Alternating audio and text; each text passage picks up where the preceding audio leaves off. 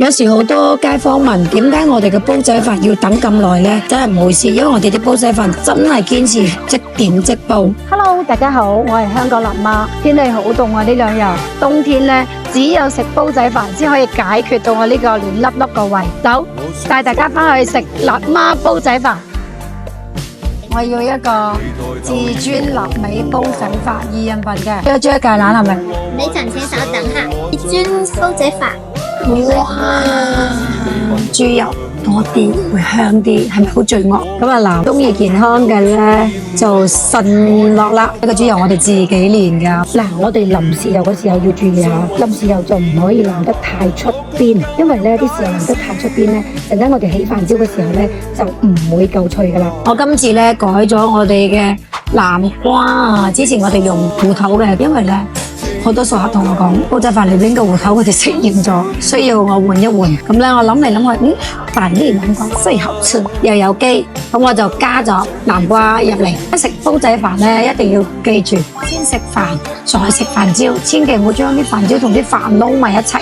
你睇下我哋啲飯粒粒分明噶，呢個飯焦好靚啊！呢個煲仔飯真係超級抵食嘅，因為咧有5、6種食同我哋中山嘅非遺兒嘅臘腸啦，仲有我哋嘅鴨潤腸啦，仲有我哋嘅臘肉啦，仲有我哋嘅鹹蛋黃啦，梅菜肉餅啦，都係好彈性嘅飯瓜、臘腸、臘肉、鴨潤腸，超好味啊！你睇啲臘腸晶瑩剔透，肥瘦相間，唔會硬噶，好好味。黃鱔煲仔飯又係我最中意食嘅。哇，叻女啦，知道大家唔中意葱，單獨分開上。但我哋嘅黃鱔煲仔飯咧，我哋啲黃鱔真係日日早上新鮮去街市買翻嚟，跟住即湯即整。咁啲黃鱔咧好有口感，超爽，你絕對食到佢個新鮮感。今日呢個芥蘭苗咧好嫩啊，好爽啊！隻芥蘭苗咧我唔中意太腍，我一定要佢爽口嘅。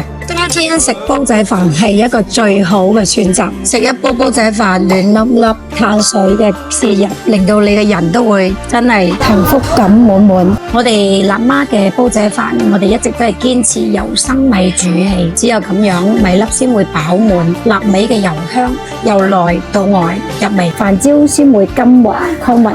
呢個係我哋堅持要做嘅底線，每一煲都要經過15到20分鐘，佢慢慢嗰個火嘅受熱，再令到我哋啲米慢慢去吸收個水分，跟住再到最後嘅收火，令到我哋嘅飯焦香。呢2樣亦都係我哋辣媽深得我哋廣大嘅街坊嘅認可同埋喜愛嘅。我知道大家食飯嘅時候都會有少少覺得嗰個時間耐，咁務求請大家耐心等待。咁我哋呢，好嘅嘢真係值得大家花多啲時間等。